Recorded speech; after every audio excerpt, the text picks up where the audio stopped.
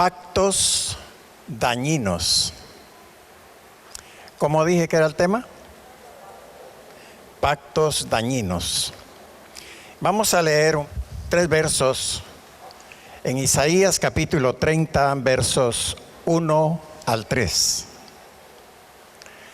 Voy a leer la versión israelita o la mesiánica, que se le conoce con el nombre de Kadosh. Dice la palabra: ay de los hijos rebeldes, dice Yahvé, ellos hacen planes, pero los planes no son míos. Ellos concretan alianzas, pero no de mi espíritu, para amontonar pecado sobre pecado. Ellos bajan a Egipto, pero no me consultan, buscando refugio bajo la protección de Faraón, buscando resguardo bajo la sombra de Egipto. Pero la protección de Faraón les traerá vergüenza, y el resguardo bajo la sombra de Egipto traerá deshonra. En este pasaje nos presenta la palabra a unos hijos rebeldes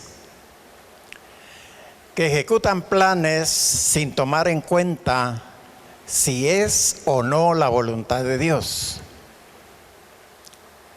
Recordemos que Egipto es símbolo del mundo. Entonces, ¿qué nos dice la palabra?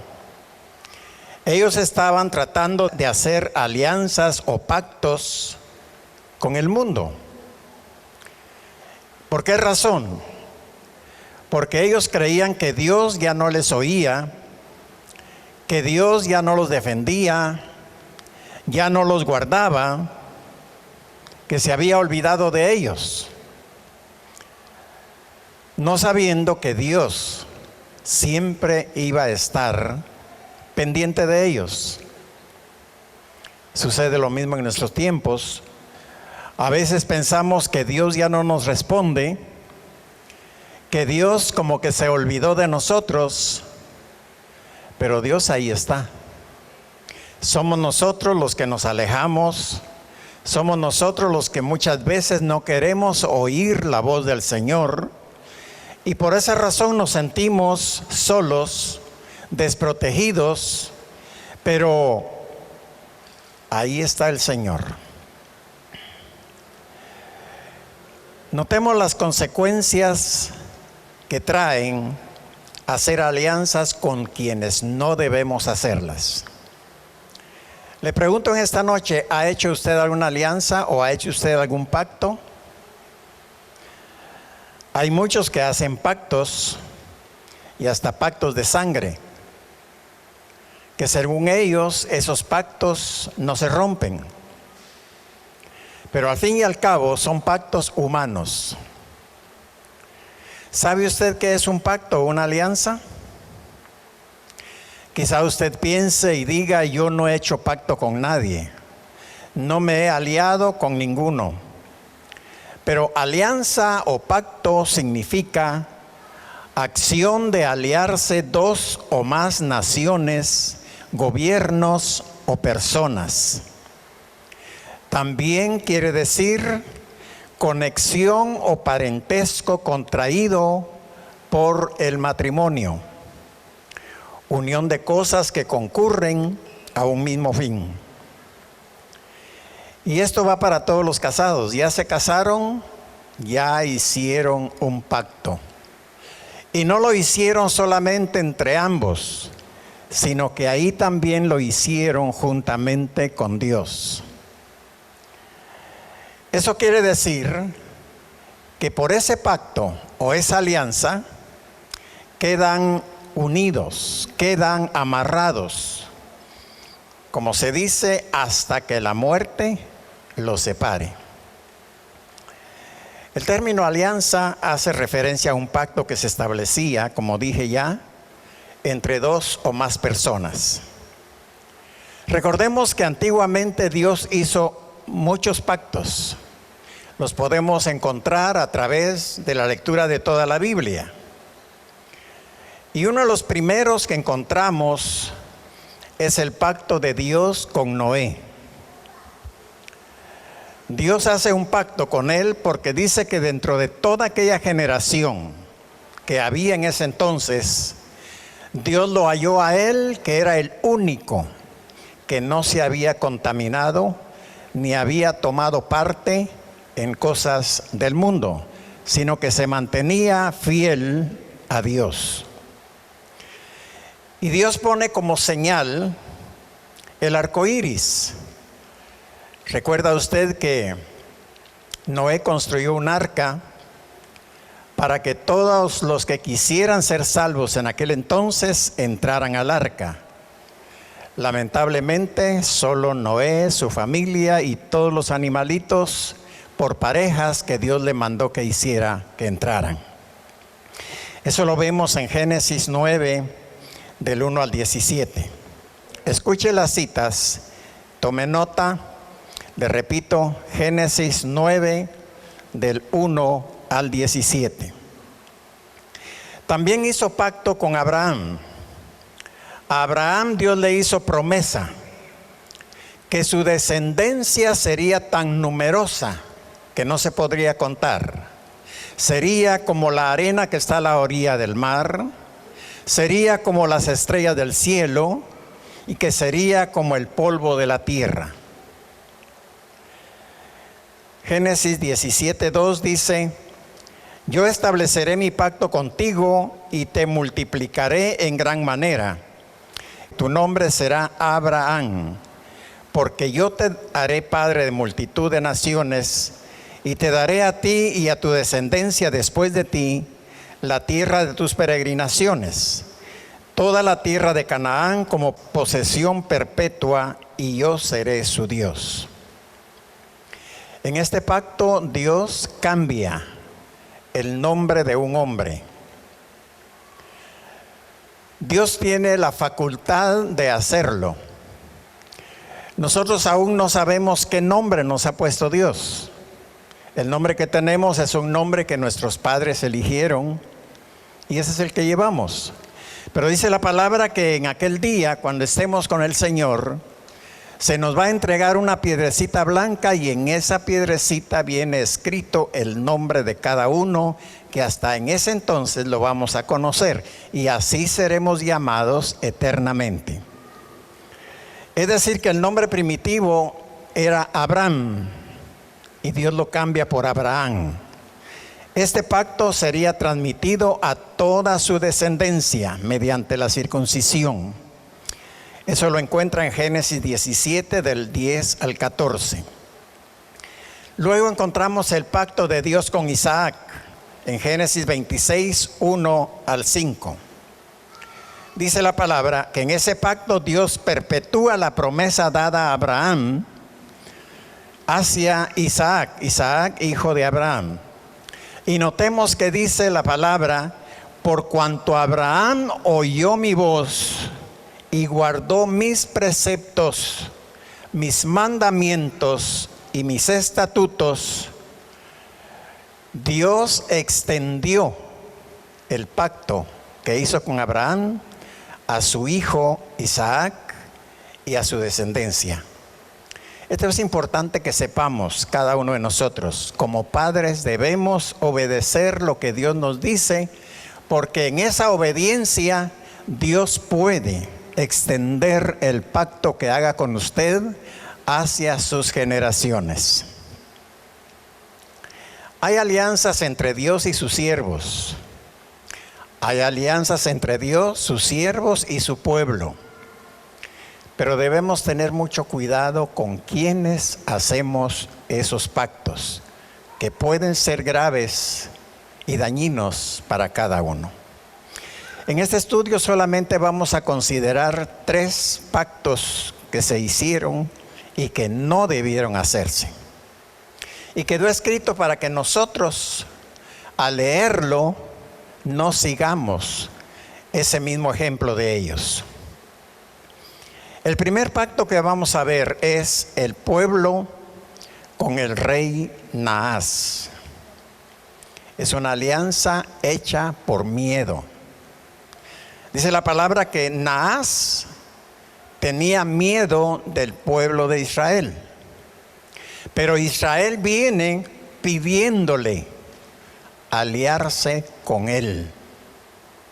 Naas significa serpiente, áspid, culebra o víbora. Primero Samuel 11, del 1 al 11, usted puede leerlo. Dice la palabra: después subió Naas amonita y acampó contra Jabes de Galaad. Y todos los de Jabes dijeron a Naas: haz alianza con nosotros y te serviremos. Y Naas amonita les respondió: con esta condición haré alianza con vosotros, que a cada uno de todos vosotros saque el ojo derecho y ponga esa afrenta sobre todo Israel. Imagínense qué condición la que les puso: que sacaran su ojo derecho. Los habitantes de esa ciudad, del pueblo de Israel, no sabían qué hacer. Se habían olvidado de Dios y estaban buscando ayuda en otro ser humano igual que ellos, olvidándose que para que salieran del apuro en que estaban, solamente Dios podía hacerlo.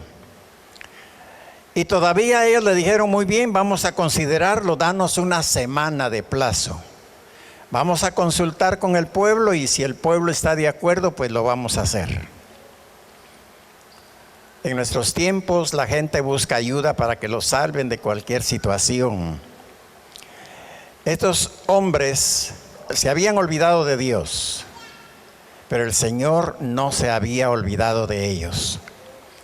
Recordemos que para ese entonces Saúl recientemente había sido hecho rey y vino en ayuda de ellos y los salvó de ese rey.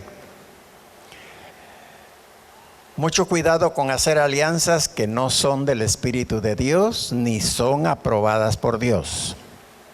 Dígale al que está a su lado: no te juntes ni hagas alianzas con quien no debes.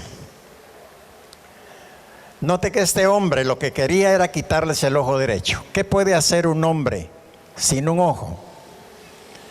Claro que para pelear, para salir a la guerra, era un impedimento. En el ejército, por ejemplo, si a una persona que le falta un ojo y quiere que lo admitan en el ejército, no lo aceptan. ¿Por qué razón? Porque tiene un impedimento físico que no le permite hacer su trabajo correctamente. Aunque vea con el otro, pero su visión va a ser diferente. Ahora, miremos esto aquí. ¿Qué quería Naas? No era simplemente sacarles el ojo. Lo que él quería, que el pueblo de Israel perdiera la visión que Dios les había dado. Sin visión ya no podían hacer nada. Ya no podían tener esperanza. Ya no podían saber si Dios estaba con ellos y los iba a proteger. Perder la visión significa quedar desamparados, quedar varados en el camino, sin poder avanzar hacia ningún lado. Qué terrible consecuencia les iba a traer a los israelitas. Una persona con un solo ojo. ¿Ha hecho usted la prueba en alguna ocasión de taparse un ojo y querer hacer sus quehaceres solamente con un ojo? Cuesta un poco más, ¿verdad? Un carpintero, por ejemplo, solo con un ojo, le costaría clavar los clavos. Y así sucesivamente muchas cosas. Naas tenía miedo y por eso los quería inhabilitar, para que no se sublevaran contra él en el futuro. Les tenía miedo. Tenga cuidado, hermano. No haga alianzas con quien no debe hacerla. Si las hace, tendrá visión únicamente para el trabajo y no tendrá visión para Dios y la familia. Por esa razón, en el presente hay muchos que solamente en el trabajo piensan, solo el trabajo miran, solo por el trabajo se desviven. Y todo el tiempo en el trabajo, en el trabajo, en el trabajo. Y cuando se les da algún privilegio, dice, no tengo tiempo. ¿Por qué razón? Físicamente no ha perdido un ojo, pero espiritualmente sí lo ha perdido. Necesitamos los dos ojos para servir a Dios, para servir a nuestra familia y para hacer bien nuestro trabajo. Los Naás nos detienen. Y no piense que Naás ya no existe. Hay muchos Naás en nuestros tiempos que quieren impedir que le sirvamos a Dios. Destruyen la familia, nos hacen irresponsables en todo. Mucho cuidado con ellos. Identifíquelos antes de comprometerse con ellos. El segundo pacto que vamos a considerar es el de Sansón. Una alianza en yugo desigual. Jueces 14, 1 al 20. Sansón sabemos que era un ungido de Dios, llamado para realizar una obra, un trabajo de parte del Señor. Pero Sansón tenía prohibido aliarse con mujeres filisteas. Pero él no respetó ese pacto. Llevó a cabo hazañas impresionantes, las que revelan que tenían una fortaleza sobrehumana. Y no era para menos, porque dice la palabra que cuando el Espíritu de Dios venía sobre Sansón, el Espíritu lo habilitaba para que realizaran cosas sobrehumanas. Poco antes que Saúl llegara a ser rey, Judá y Dan estaban bajo la opresión de los filisteos.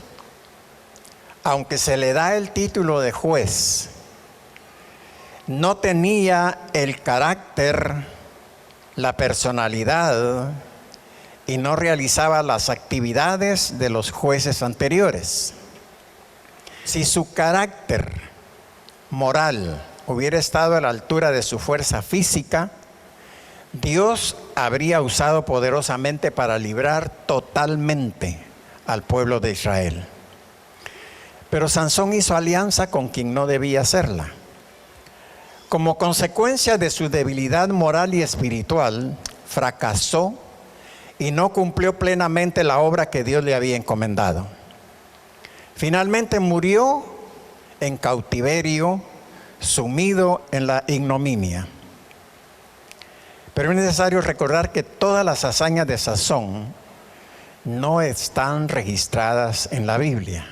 Hay muchas que no aparecen ahí.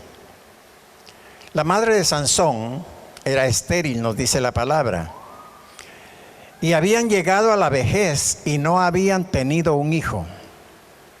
Pero un ángel se le aparece trayéndole un mensaje del Señor, dándole instrucciones acerca del nacimiento de Sansón. Eso usted lo puede leer en Jueces 13 del 1 al 25. Al mismo tiempo le dio instrucciones con respecto de cómo debía criarlo y cuál sería la tarea que llevaría a cabo su hijo. Tenía que ser nazareo.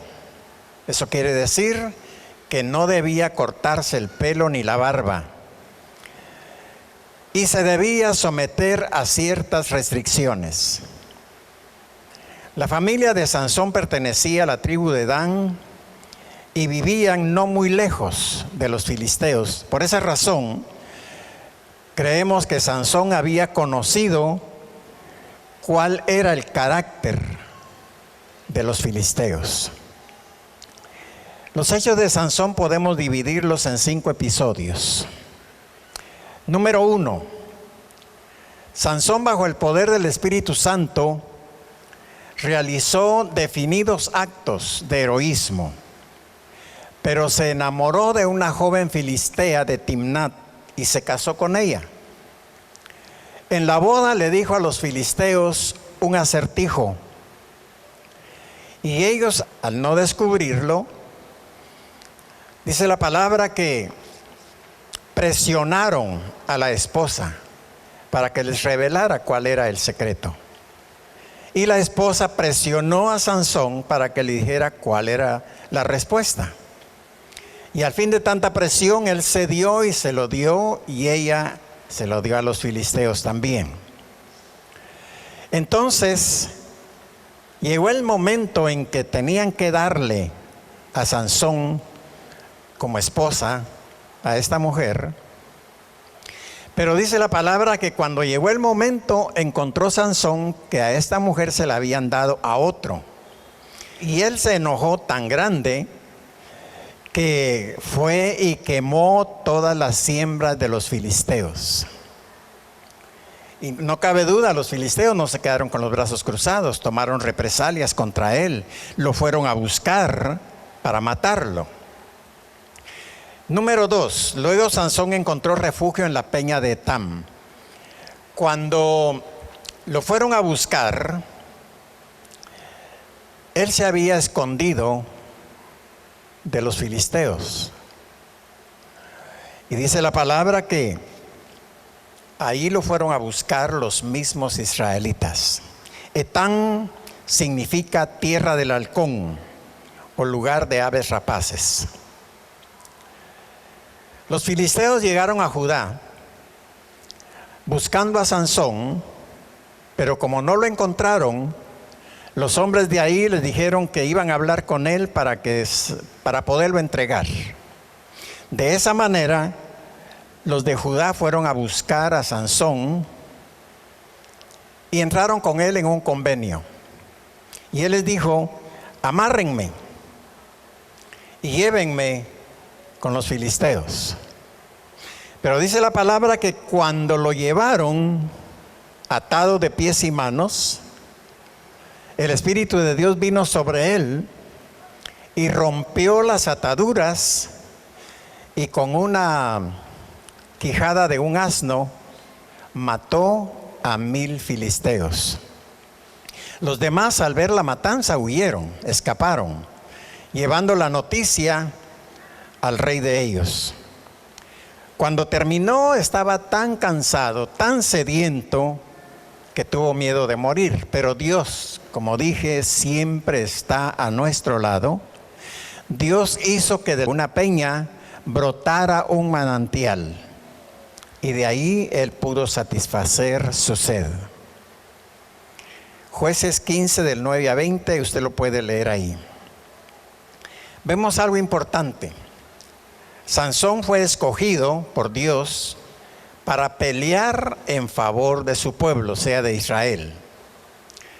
Pero Sansón tomó de forma personal las cosas. Y las cosas de Dios no podemos tomarlas de forma personal, porque son de Dios. Los que hemos sido llamados por Dios, no podemos responder de la misma manera con que nos tratan. Y de ahí que muchos se aprovechan, ¿verdad?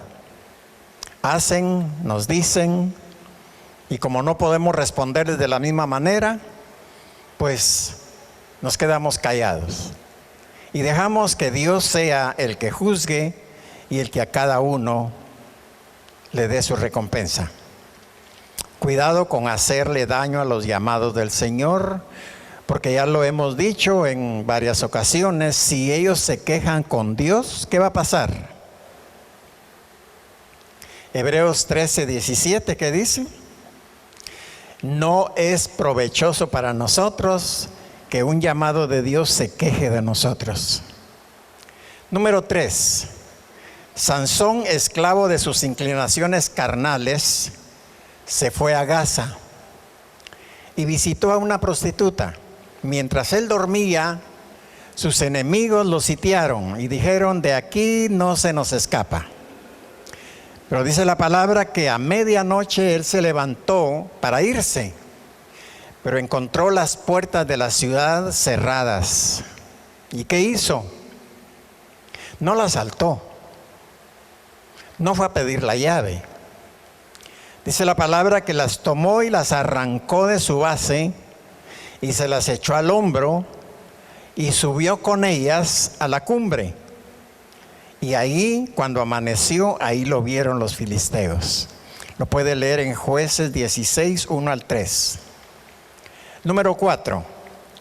Una vez más sus pasiones se adueñaron de él. Se enamoró de Dalila, una mujer del valle de Sorek, filistea también. Jueces 16, 4, 22. Dalila significa pobre, veleidosa, coqueta, pequeña.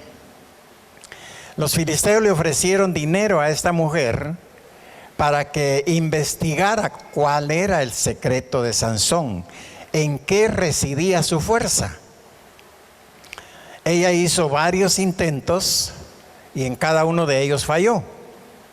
Pero ya como lo hemos visto en otras ocasiones, que ella le lloraba, le suplicaba, le decía: tú no me amas, no me quieres, me estás engañando, me mientes. Y al final de cuentas, él le revela el secreto y le dice: si me cortan el cabello, perderé mi fuerza. Dalila inmediatamente lo comenzó a acariciar, lo durmió sobre sus rodillas, dice la palabra. Y mientras él dormía, le cortó el cabello. El Espíritu de Dios se apartó de él y cuando quiso romper los lazos ya no pudo. Su fuerza lo había abandonado. La fuerza de Sansón no radicaba en el cabello. El cabello era únicamente la señal que Dios había puesto del pacto que había hecho. La fuerza de Sansón radicaba en el Espíritu Santo que venía sobre él. El cabello largo era la señal, el pacto que Dios había hecho con los padres de Sansón. Y Sansón, en vez de recordarse, porque ahí llevaba él el cabello todos los días, no se recordó del pacto que habían hecho sus padres. Entonces los filisteos lo capturaron, le sacaron los ojos. A él no le quitaron solo uno, le quitaron los dos. Ya no pudo servir a Dios, ya no pudo servir a la familia, ni pudo servir en su trabajo. Y ciego como estaba, lo pusieron a moler en un molino, para que así llevara a cabo la tarea de un esclavo. Dígale al que está a su lado: no le reveles tu secreto a Dalila, ni permitas que te duerma. Te va a tomar el pelo. Número 5. En ocasión de una gran fiesta filistea, mandaron a traer a Sansón para que los divirtiera. Ya lo habían tomado como un payaso. Y trajeron a Sansón al templo de Dagón para exhibirlo públicamente. En el templo dice la palabra que estaba lleno de gente y en la terraza habían como 3,000 personas más. Aferrándose él a las 2 columnas que sostenían el techo del templo, oró a Dios y le pidió que le diera fuerzas. Él quería vengarse. Y dice la palabra que nosotros no nos venguemos, que estemos tranquilos, que estemos quietos, que la venganza es de Dios. Si Sansón hubiera dejado en manos del Señor aquello y no haberlo tomado de forma personal, las cosas hubieran sido diferentes. Pero él quería vengarse de la humillación sufrida a mano de los filisteos. Recurriendo a toda su fuerza, dice la palabra que arrancó las 2 columnas de sus bases y se vino abajo el techo, la terraza, y todos los que estaban dentro del templo murieron bajo los escombros y murieron los 3,000 que estaban arriba y Sansón juntamente con ellos. Ahora, la pregunta es: ¿sería eso lo que Dios quería para Sansón? ¿Será que Dios quiere que usted fracase también? ¿Será que Dios quiere que le saquen los ojos espirituales? Sansón se salió del plan de Dios. Dígale al que está a su lado, no te salgas del plan de Dios porque vas a fracasar. Hay alianzas que no son de Dios y no hay que hacerlas. 2 Corintios 6:14, ahí nos dice claramente, no os unáis, en otras palabras, no hagáis pacto desigual con los incrédulos. La tercera alianza que vamos a ver es la del rey Ocosías y Josafat. Esta alianza se hizo por razones comerciales, financieras, negocios para ganar más dinero y poder. Josafat y Ocosías se unen, es decir, el rey de Judá y el rey de Israel. Los dos creían en el mismo Dios, solo que estaban divididos desde la época de Salomón. Pero había una característica diferente en uno de ellos, y era la impiedad. Ocosías, dice la palabra, que era impío, era malo. Ocosías era hijo de Acab y de Jezabel. Era dado la impiedad y por eso Dios se enojó con él. Era un impío, alguien que conoció de Dios, pero se apartó de él. No podemos hacer alianzas de ese tipo. Puede ser que se hagan alianzas que no son lícitas, aún dentro del pueblo de Dios. Ocosías fue elegido rey, pero no tenía piedad, por eso Yahvé destruyó todas sus obras. Ahora, Josafat, el otro. Josafat significa Yahvé ha juzgado. Él era rey de Judá. Y fue un rey totalmente diferente a Ocosías. Él era piadoso, adoraba a Yahvé, por ello Dios le dio gran prosperidad. A pesar de que el pueblo seguía en su rebeldía y adoraban a dioses ajenos. Josafat tomó medidas para instruir a todas las ciudades en la ley de Dios. El temor del Señor cayó sobre los reinos de aquel entonces y entraron bajo el temor del Señor. Los árabes y los filisteos se hicieron tributarios de Josafat. Puso guarniciones en las ciudades fuertes de su reino e hizo la paz entre Israel y Judá. Hizo desaparecer finalmente de Judá los lugares altos y centralizó la adoración de Dios en Jerusalén conforme a la ley. Destruyó también a los sodomitas. Después, mostrando su interés por la alianza con la casa de Israel, realizó el pacto con Ocosías. Su reinado duró 2 años, el reinado de Ocosías. Ocosías significa también Dios ha tomado mi mano, o ha sido por Yahvé. Se unió a Josafat para equipar navíos que fueran a Tarsis con el fin de buscar oro. Sin embargo, no pudieron emprender la marcha porque los barcos se hundieron. Ocosías propuso un segundo plan. Josafat fue advertido por Dios. Envió a un profeta a decirle que no le convenía hacer esa alianza. Y Josafat ya no la hizo. Los desastres que nos pueden causar los Ocosías si hacemos alianzas con ellos son grandes.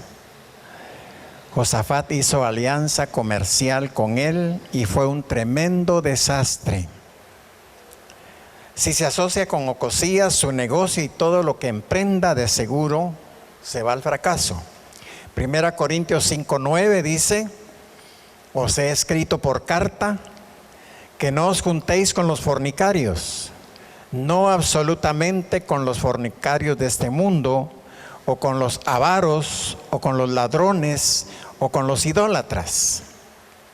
Ocosías es símbolo de avaricia, estafas, inmoralidad, difamación, idolatría. Esos son los Ocosías que con ellos no se deben hacer alianza. Josafat era un rey de Dios, próspero, bendecido y en orden, pero realizó alianzas con un rey que carecía de piedad. Y notemos algo curioso, podríamos llamarle. Estos dos, Ocosías y Josafat, conocían al mismo Dios. Espiritualmente eran hermanos.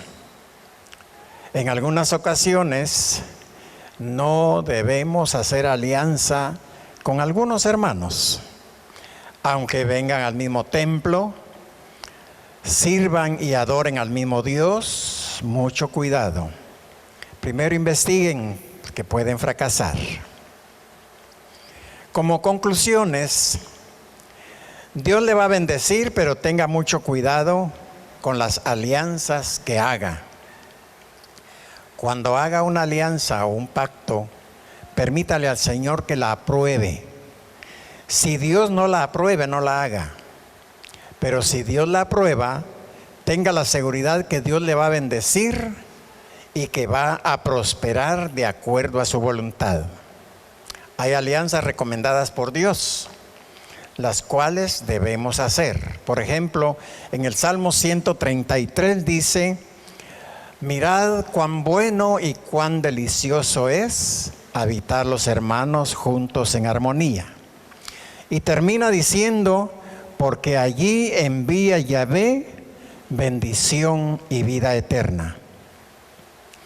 Debemos realizar nuestros planes, porque hay algunas alianzas que no son de Dios. Deténgase y revise las alianzas que usted ha realizado, no sea que algunas no sean aprobadas por el Señor.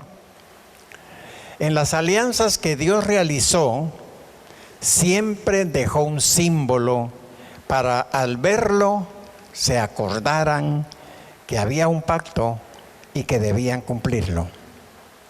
En este estudio vimos 3 símbolos. Con Noé el arco iris, con Abraham fue la circuncisión y con Sansón fue el cabello. Con nosotros también Dios ha hecho un único pacto para que los que hemos aceptado al Señor y le hemos recibido como nuestro Señor, tengamos presente. Y ese pacto no cambia, no se envejece. Hebreos 12, 1 al 2 dice: puestos los ojos en Jesús, el autor y consumador de la fe. En los símbolos anteriores, la gente debía mirarlos para recordar el pacto. Hoy no lo vemos materialmente, pero por la fe lo vemos, lo admiramos, nos deleitamos y sabemos que está a nuestro lado. Y recuerde que no debemos apartar nuestra mirada de Él. Y para terminar, veamos Proverbios 6, 1 al 3. Hijo mío, dice: si saliste fiador por tu prójimo, si has estrechado la mano del extraño, si te has ligado con tus palabras y te has dejado coger por tu boca, haz esto, hijo mío, para librarte, ya que has caído en manos de tu prójimo. Ve sin tardanza y asegúrate de tu amigo. Eso también es una alianza.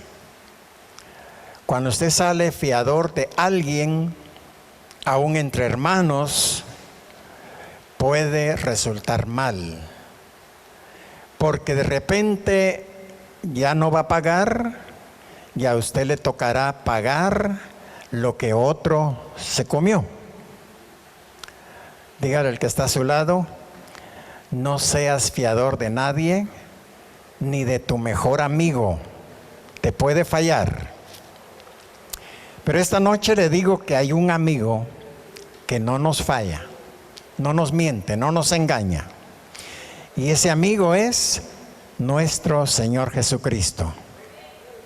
Si usted todavía no le conoce, todavía no lo tiene como su mejor amigo, esta noche es la oportunidad para que usted lo invite a que entre a su corazón y que haga con usted un pacto de vida eterna.